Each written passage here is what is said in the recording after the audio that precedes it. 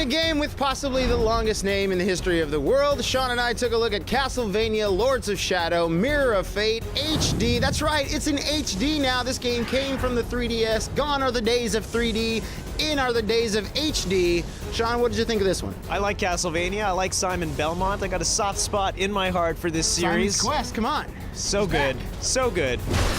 Not terribly impressed by the HDification of this. Is that a word, HDification? I think it is. I mean, I like this game on the DS. Yes. Loved it. I love me some Castlevania. It has that Shadow Complex style of gameplay. It does. I guess it's Shadow Metroidvania. I like this game on the 3DS because I think that on the 3DS they made amazing use of the 3D. Like these worlds, these castles that you're in the dark environments, they look so great, and that is completely lost here on the console. And it doesn't look like a lot of work was done to the actual polygons that make up the characters and the environments. The environments look okay on the big screen, but the characters, they seem a little blockier than I would like them to be.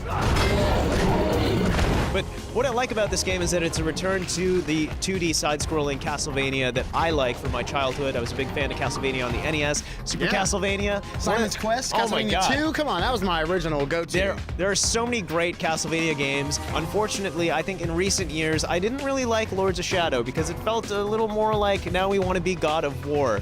So it's a nice return to form here with the 2D. It's maybe a little bit 2.5D at times. Yeah. This is one of those games where you're going to be backtracking a lot. You go to a lot of different areas in the castle. You're playing as Simon Belmont, and something bad has happened in Simon's past, and now he's out for vengeance. He's grown up. He's become a very talented warrior, and you go into this castle. You start off going in and fighting normal-ish enemies. Your standard Castlevania enemies. Castlevania. Oh, here comes a zombie skeleton.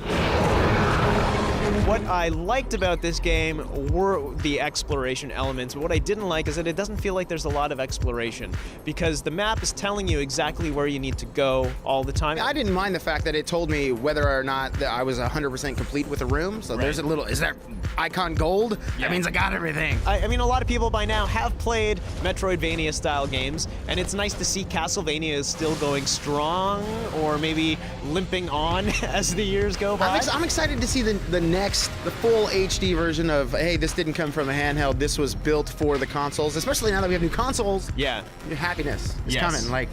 Is this the best the pathetic Brotherhood of Light can say? I don't want to say I'm a big fan of this on the 3DS, but I do feel this game is better on the 3DS. That said, what are you going to score Castlevania Lords of Shadow Mirror of Fate HD? I'm giving this game with the long name a 7 out of 10. I'm also giving it a 7.